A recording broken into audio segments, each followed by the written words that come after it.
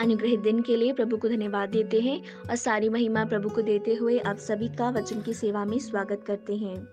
आज हम प्रेरित पौलुस द्वारा लिखी गई कुलिस्सियों दूसरे अध्याय के 6 और 7वें वाक्य से मनन करेंगे, जो इस प्रकार है। जैसे तुमने मसीह यीशु को प्रभु करके ग्रहण कर लिया है, वैसे ही उसी में चलते रहो और उसी में जड़ पकड़ते और बढ़ते जाओ। और जैसे तुम सिखाए गए वैसे ही विश्वास में दृढ़ होते जाओ और अधिकाधिक धन्यवाद करते रहो। इस अनुग्रहित वचन से आज हम अधिकाधिक धन्यवाद करते रहें के विषय में ध्यान करेंगे। ये कितना हृदय को स्पर्श करने वाला एक उपदेश प्रेरित पौलुस कलीसिया को दे रहा है कि मसीह यीशु को ग्रहण करके सिर्फ एक मसीही कहलाकर जीवन जीने के लिए नहीं, लेकिन जिस प्रकार तुमने मसीह यीशु को प्रभु करके ग्रहण किया, उसको ग्रहण करते वक्त जो उत्साह आपने दिखाया, 6 बातों को बताकर वो उपदेश दे रहे हैं कि जीवन भर वो उत्साह आप बना के रखें।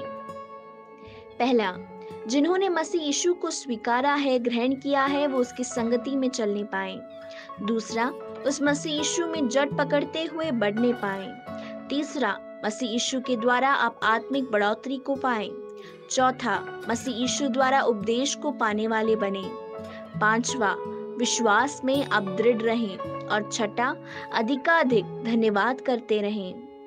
अधिकाधिक धन्यवाद करते रहें को अंग्रेजी में अबाउंडिंग देयर इन थैंक्सगिविंग करके लिखा है। धन्यवाद देने वाले नहीं, परंतु धन्यवाद से भरे हुए रहने पाए। मन में परमेश्वर ने किस रूप से हमें चलाया है, उन बातों को याद कर हम सर्वदा धन्यवाद से भरे रहें। धन्यवाद दिए बिना हम नहीं रह सकते और वचन कहता है कि धन्यवाद करते रहें। प्रियो, हम धन्यवाद से भरना तो दूर, हम बहुत कष्ट से परमेश्वर को धन्यवाद बोलते हैं। यदि हम सोचें तो परमेश्वर को सबसे अधिक दुखी करने वाली बात आज के समय में, आज के युग में ये होगी कि परमेश्वर को ना जानने वाले लोगों से ज्यादा परमेश्वर को जाने हुए और परमेश्वर को ग्रहण करे हुए लोग अपने विश्वास में खड़े नहीं रह पाते और उस संगति से दूर हो जाते हैं। जो अवसर उन लोगों को मिला, यदि वो अवसर किसी और को मिलता तो वो परमेश्वर के विश्वास में कितना अधिक बढ़ते, धन्यवाद से भरे हुए होते और परमेश्वर के लिए कार्य करने वाले होते।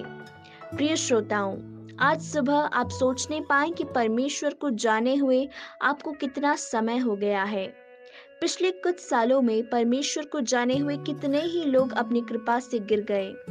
क्या आप भी उस कृपा से गिरे हुए उन लोगों में आते हैं, या फिर परमेश्वर में बढ़कर स्थिर रहते हुए धन्यवाद से भरे मन के साथ परमेश्वर को महिमा देने वाले हैं? शायद हम एक गवाही देंगे कि मैं बहुत बार गिरा, लेकिन परमेश्वर की कृपा से मैं नष्ट नहीं हुआ और फिर से खड़ा होने की सामर्थ उसने मुझे दी।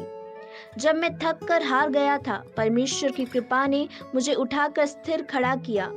मैं खड़ा अपनी किसी श्रेष्ठता की वजह से नहीं हूँ, परमेश्वर ने मुझे खड़ा रखा है।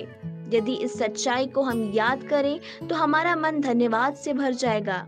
यदि मुझे सुनने वाला कोई भी आज थक कर और गिरी हुई अवस्था में है, पवित्र आत्मा आपको आज उपदेश के रूप में ये कह रहा है कि यही है वो समय, परमेश्वर की कृपा में विश्वास रखते हुए खड़े होने पाए। परमेश्वर आपको स्थिर खड़ा करेगा।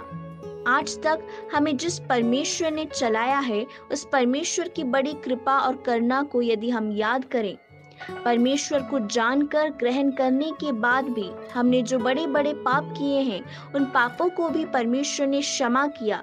यदि हम उस बात को याद करें तो हमारा मन परमेश्वर के लिए धन्यवाद से भरकर उमड़ जाएगा।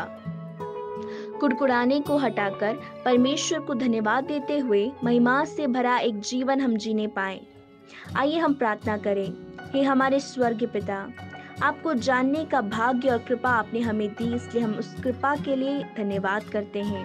उस कृपा में स्थिर खड़े रहकर आप जिस अद्भुत तरीके से और मार्गों से हमें चलाते हैं, उन बातों को याद कर जीवन भर निरंतर धन्यवाद देते हुए धन्यवाद से भरा जीवन जीने में आप हमारी सहायता करें और उसके द्वारा आपके नाम की महिमा होने पाए।